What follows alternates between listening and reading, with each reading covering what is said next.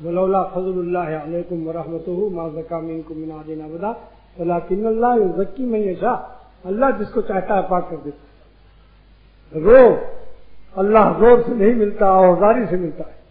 میرے شیخ فرماتے تھے ذرا رو کر دیکھو تو صحیح کہ بچہ روتا ہے تو ماں کانپ جاتی ہے، بندہ روتا ہے تو عرش الہی کانپنے لگتا ہے، جس کی تفسیر حکیم الامت نے لکھی کلید مثنوی میں کہ عرش الہی کیوں کانپتا ہے؟ غلبہ رحمت سے، ذوق سے نہیں۔ ماں تو ذوق اور کمزوری برداشت نہیں کر پاتی، اللہ تعالیٰ کے ہاں ذوق نہیں ہے، غلبہ رحمت سے عرش الہی ہل جاتا ہے۔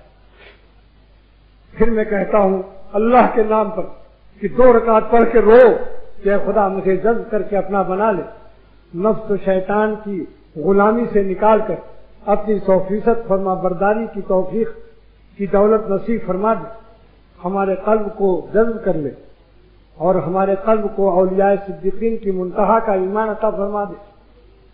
رو کر کے مانگو، ایک آنسو جس دن قبول ہوا کام بنا۔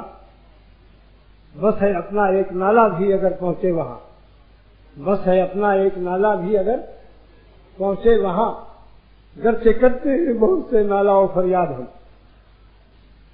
مایوسی کی کوئی بات نہیں ہے، بچہ جب روتا ہے تب ماں کی چھاتی میں جو خون ہوتا ہے اسی وقت دودھ میں کنورٹ ہوتا ہے، دودھ میں مستحیل اور تبدیل ہوتا ہے۔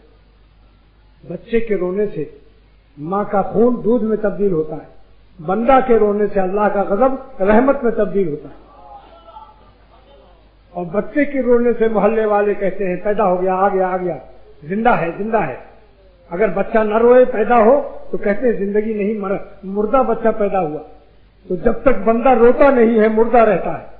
رونا شروع کر دو، ہمارا رونا ہماری حیات کی ضمانت ہے، ہمارا رونا ہماری حیات کی ضمانت ہے۔ مگر رونا بھی آتا ہے رونے والوں سے سیکھو، اتنا رونا بھی جائز نہیں ہے کہ بیمار پڑ جاؤ۔ اب کہیں پہنچے نہ تجھ سے ان کو غم، اے میرے اشکے ندامت اب تو تھم۔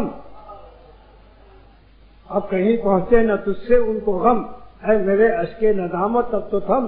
اتنا رونا بھی جائز نہیں جس سے پاگل ہو جاؤ اور کپڑا پھاڑ کر پیجامہ اتار کر ننگے پھرنے لگو۔ ہر چیز کا اعتدال ہے، اعتدال ملتا ہے اللہ والوں کی صحبت سے۔